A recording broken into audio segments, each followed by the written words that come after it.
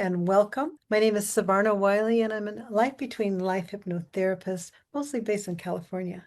And today we have the pleasure of talking with Diana Paque, who, in addition to being an amazing and well-rounded healer, an educator, Reiki master, she is, of course, an LBL therapist, quantum consciousness therapist, and our Michael Newton Institute executive director. So she's fully in this work. And today we're going to have a little bit different format through our interview. Not so much about history, but we're going to center on a theme of this journal's issue, which is our soul identity, which is pivotal and foundational to this work. So welcome, Diana. Thank you. Yeah, well, maybe we'll just jump right in. Diana, would you just begin by telling us your understanding about this concept of our soul identity, especially through the work of life between life hypnotherapy?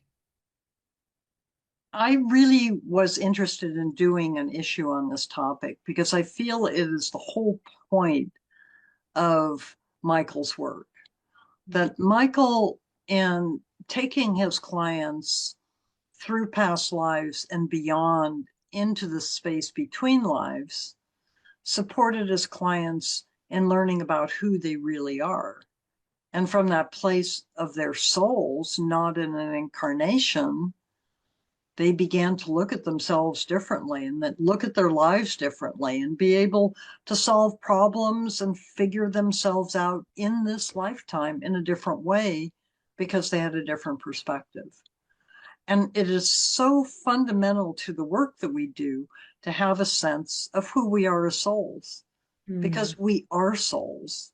We're mhm, not the incarnation. The incarnation is a manifestation of the soul. mhm, And that's such an important concept to the work that we do because we teach people and help them understand about who they fully really are and who mhm, they always are, regardless of whatever form they are in. So whether they're a child or an old person, that's a manifestation of their soul. And mhm. the soul is the core of who they are. Right, this is a little story and a longer trajectory. Yes. Mhm, So I I once had someone talking to me about the soul and what's unique because in Michael describes the journey of the soul and mhm, how we start and we're individuated as individual souls and how we're always, it's the paradox of always fully being part of source and yet being individuated. And when we become that individuated soul, we begin to have experiences that are unique. And how do we have unique experiences? The way we have unique experiences is to be within a form that supports us learning. So when we move into a human incarnation, only your soul, your individuated part of source, experiences Savarna from the inside. mm, Only my individuated source energy experiences Diana from the inside. And we are the energy that moves through us that is always connected to the source of the universe and connects us to the planet is this conduit of energy that moves through us in this lifetime in which we learn. And so that individuated energy is what we identify as us, mhm, but we identify the form that's surrounding the energy as opposed to the energy. mm, We don't necessarily, unless we do some work, know that we really are the energy. We really are the whole of the energy that is always connected in spirit because it is always spirit, it is always source energy, and it is constantly moving. It is a flow. We tend to see ourselves as these static beings that mhm, go through an incarnation and experience things in the incarnation. And that's so perfect I mean, Michael talks about the perfection of the amnesia, that we come into a life and are able then to fully experience this incarnation without knowing about anything before, because it allows us to fully experience who we are now and the Mhm. learning of now, as opposed to remembering, that we were this in another lifetime and having what flows over from another lifetime. We perfectly embrace and begin and lose the energy of previous lives unless we purposefully connect with them. And Mhm. that's purposeful. And he talks about the incarnation as being the place where we can do the work, where we really learn, because when we are simply in a soul space, we are not in a space of needing to work. We can choose to, because it's always a choice. But when you are in a body that is a limited container for you, that only this little tiny part of your soul can go into, then we're forced into doing, into being in a space of doing and being. And Mhm. we're challenged because not all of our souls are present here. And so it's like running, running a race with only one leg. You're And I think hopping, it's you're you're hopping. hopping. And it's also interesting in the work, we talk about this pre-birth planning as a soul, and I think we get very rejuvenated in between lives and maybe enthusiastic about how much we can learn. And there was process of choosing the body mind complex or the emotional nature. Like, what would my essence be like going through a vehicle that's very, very intelligent or very, very athletic or very emotionally challenged? And it's almost a little bit like a gambling, I think, allowing Mm-hmm. yourself to go into these vehicles that will experience the phenomena of life, but colored by the makeup that you have. So it Yeah, gives you a lot of contrast, a lot of variety of experience.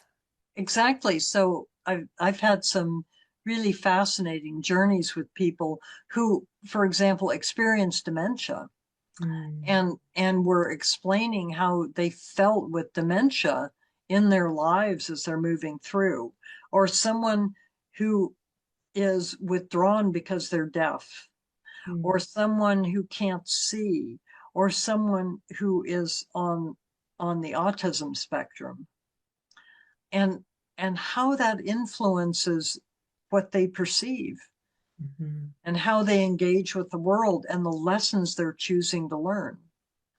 And what I've learned over the past few years of doing this work is that much of what we choose, once we lay out our lesson plan and lay out our contracts before we come in, and we may do that for multiple lifetimes at a time, because we're working with other souls, and sometimes, most of the time, you can't complete something in a single lifetime, that we may have, well, if this happens, then I'll be able to do that in a lifetime, but I may have to go on to another lifetime to complete this. And mhm, so, but as we are moving into lifetimes, we're taking on work and having to make choices. And we're also taking on conditioning. So when we come in, the conditioning is something I've really learned a lot about in the last year or so.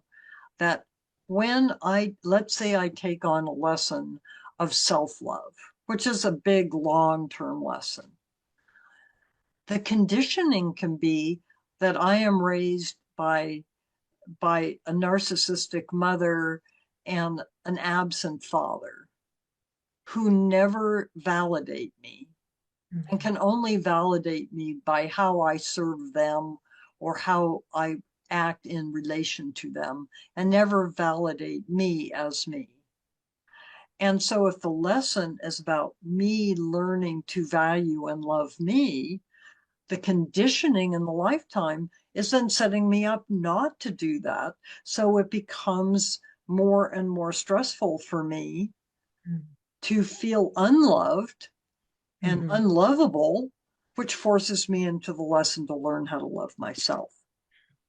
Yes. It's pretty complex web sometimes, these interrelated lessons. It is. And the soul is, if we are able to step away, and I Hmm. think that's what is so wonderful about this work, if you can step back and into a soul space, then you can look at these lessons, you can look at the conditioning not as something that is happening to you that you're victimized by, Right. but you're able to see, oh, it really is conditioning. That my mother never validated my femininity because she couldn't, that's her own wounding. And I can't be angry at her about that because that is her wounding and that is her limitation. And I chose her to be that way. So I wouldn't know how to do that. So I would step into the lesson. But I can't see that if I'm sitting in the lesson. I can Hmm. only see that if I move into a different perspective. And I think that's when we're able to shift into that soul perspective. It's like walking up to a grove of trees, or what you perceive to be a grove of trees, and all you see is all these tree trunks and you see darkness beyond. And how do you know how many trees are there? Hmm. And yet, if you were to be a drone and you could go up or go up onto a cliff, you would see, oh, it's just this couple acres of trees. Or you would see that it went on, for miles and miles and miles. But we don't know that if we're sitting in this limited perspective, and being in a soul space shifts our perspective. Right. Yeah, I get the bigger view. And like you said, we're really an opportunity to step out of that victim role into more a creator role, a Mm-hmm. creator of these lessons and these opportunities. Diana, we talk about this in a kind of an intellectual level, and I don't know if you can answer this in words, but I'm just curious, how would you describe, maybe from your own experience or what you've witnessed, what's it like for a person to feel, to do that thing, to raise above and kind of be in that soul energy? The first time I've had several clients that it's the first time they go into the energy of self, and Hmm. to be in that expansive place. For me, when I first left the body, and actually it was after I'd been in, this was in my training, when I left the womb and was able to get away Yeah. from being in that womb, that particular womb that was Yeah. horrible, Mm. um, that I could expand. And all of a sudden, it was just this immense expansion and light that I could feel my connection to everything. Mm. And I remember having a client. She was a really interesting client. And she's someone who, as she's learned through her work, is going to be, she's in training to be a guide to young souls. Mm. And she had not incarnated for a long time before she came into this lifetime. And so her guides took her through a very quick incarnation. And this was pretty early on in my work. So this was a little challenging of a session, because we took her into a past life and I said, tell me about you. She goes, I'm a frog. Okay. Uh-huh. Like, okay, you're a frog. Mm. And we're going to take you back to childhood. And she goes, yep, I'm a tadpole. Okay. And it wasn't just an illusion that she was a frog. She Uh-huh. was a tadpole, and then she got little legs and climbed out of the swamp and became a frog. And ultimately, when she went home, we asked the question, why a frog? Because the life itself wasn't important. Her guides were wanting her to experience a life and death process to remind her of how life and death follow each other Mm. in in a in an incarnated state. And they just wanted to remind her of being incarnated. Mm. It took her through this very quick life. So she ended up at the end of the life as this frog that was in, she said, like a silver bullet, but it was really like a chrysalis, and it shot up from the earth. And as it got beyond the earth, it simply exploded out, and she merged with the soul plane. And it was like, ah, oh, this is home. This is what I've been looking for. This is what I'm seeking. This is all that I am. And she Wow. just merged with it. And it was just like all of a sudden that soul plane was Hmm. with, and it was just bliss. I mean, this experience, she went from being in this funny little frog into exploding into the fullness of her soul. And Goodness. this is what she's been looking for the 60 years of her life. Amazing. And what a unique journey to go into Yes, as a frog. yes. Yes. Well, she just needed that experience of life and death. And Yeah, so, but the experience of belonging, I see. being, and finding the connection. So Hmm. when souls go home, however they go home, what is home? How do you know this is home? The Mm-hmm. infinite light and love, however you experience it, that first remembering the connection. And Hmm. remembering it isn't just I'm plugging in, I'm connecting. I am merging with, I am of this, this is of me. Hmm. That Hmm. there's no distinction because you are source and source is you, and it's all energy and light. Mm. Yes. Yes. And for some clients, it's really like a revelation. And I notice for some clients, it's more, I'd say a confirmation. Those that have Mm-hmm. inkling or they've touched into it, it's more like, oh, yes, this is how I felt. This is true for them. And I just say, we're talking about, coming out of that death state and trance. That is one of my favorite parts of this process, just to have witness someone move from form into that expanded place. Mm-hmm. And I worked as a hospice chaplain for it felt like forever, but 20 years or so. And I think it's just such a service for people who might have a fear of death to have these experiences in trance of knowing that there is a continuity of consciousness from form and out of form. So it kind of brings me back to that same question, like how does knowing have this higher perspective really help us in our day-to-day life?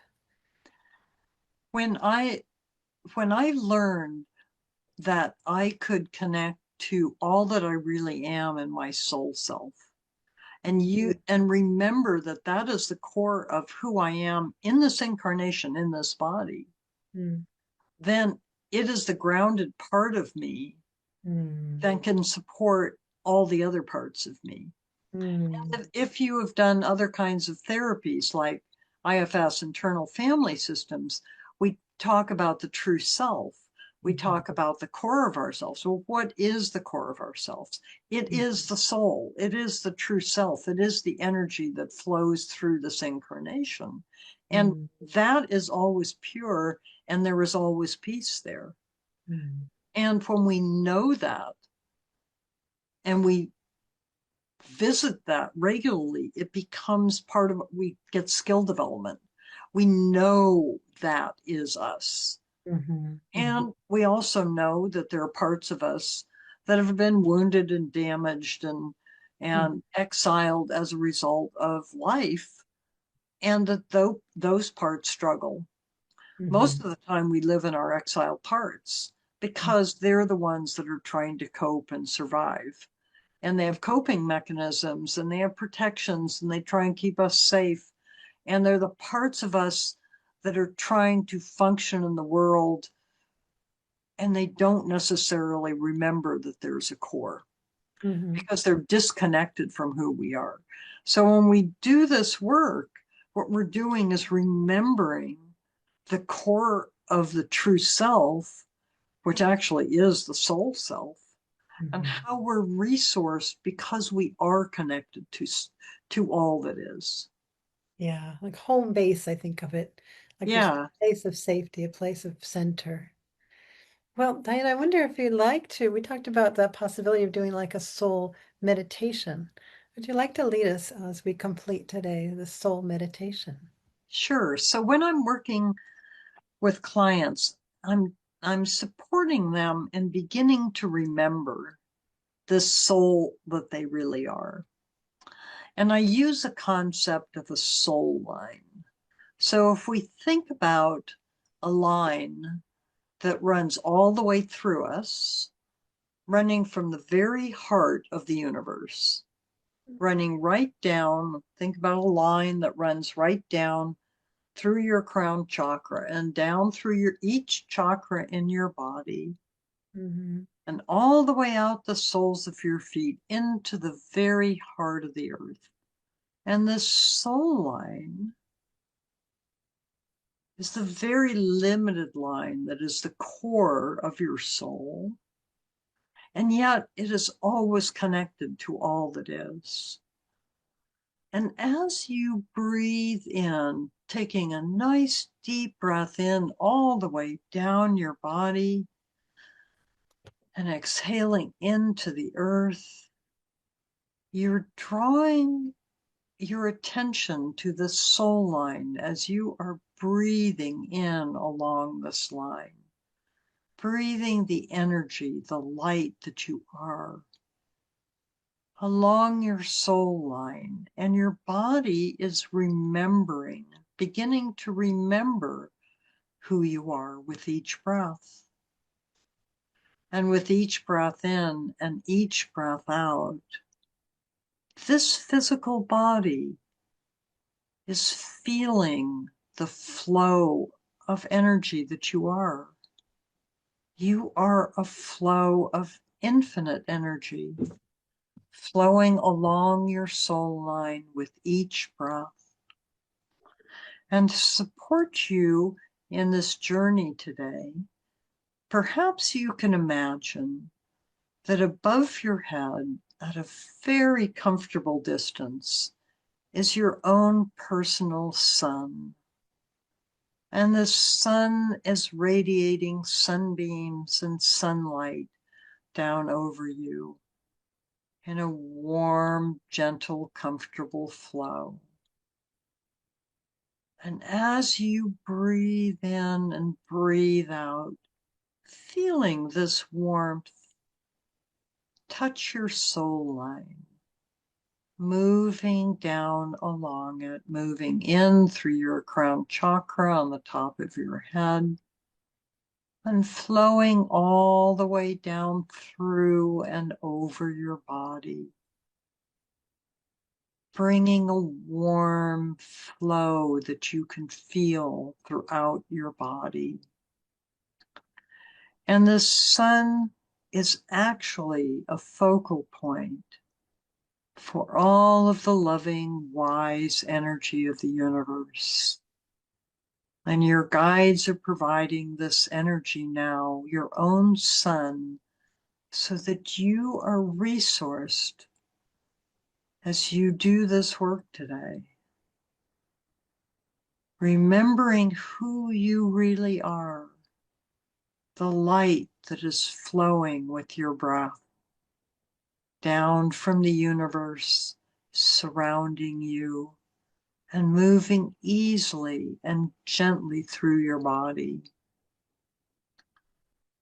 And with each breath in and each breath out, this body is feeling the flow of energy that you are, remembering that who you are is not static, but a flow of the universe moving through this aspect of you, this incarnation, this embodiment of you in this current lifetime.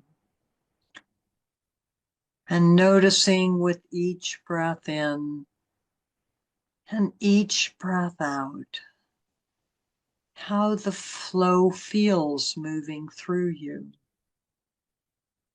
And notice how the energy shifts in your body as you take these nice, comfortable, long, deep breaths, relaxing, releasing tension, engaging with the flow of your soul, and noticing how as your body relaxes into the flow and remembers this energy, how your soul feels in this moment in your body.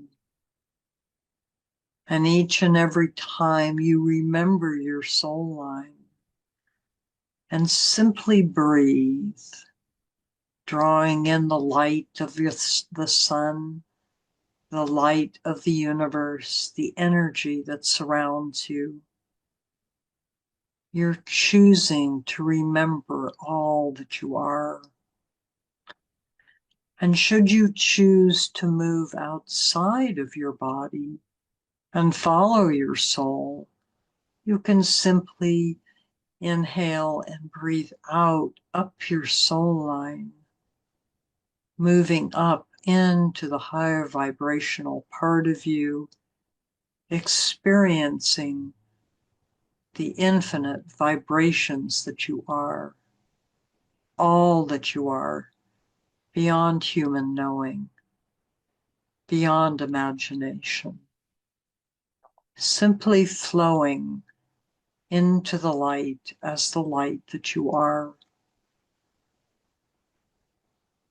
and feeling this infinite flow moving through you and around you, grounding you and this body to the planet, feeling very comfortable with this flow now. And when you're ready, just take a nice deep breath and open your eyes and feel yourself back into the room. Mm. Mhm. Oh, that was lovely. Thank you. You're welcome. And what a wonderful gift to give to our listeners for the journal this time, and so many pearls of wisdom here you've shared. And I just want to thank you again. It's a lovely conversation. Any last comments you'd like to There's always more. add? There's always more. This is an infinite topic, and there is Infinite always more soul. to explore. Yeah. And know that each of us is on our own journey of discovering who we really are. Hmm. And you're always where you're supposed to be Yeah. because your soul is taking you into this lifetime so that you can fully experience you. Hmm. And that's why you're here, is to fully experience you in this incarnation.